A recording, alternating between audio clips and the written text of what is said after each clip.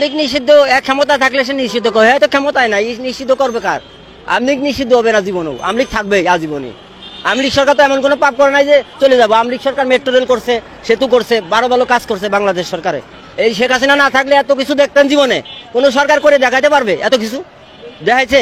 আমার আমলিগ সরকার বহুত কিছু যাইছে, রিক্সাওয়ালাকে ভাত দিছে পেটে, এখন তো ভাতই নাই, কোনো রিক্সাওয়ালা না খাই রয়েছে।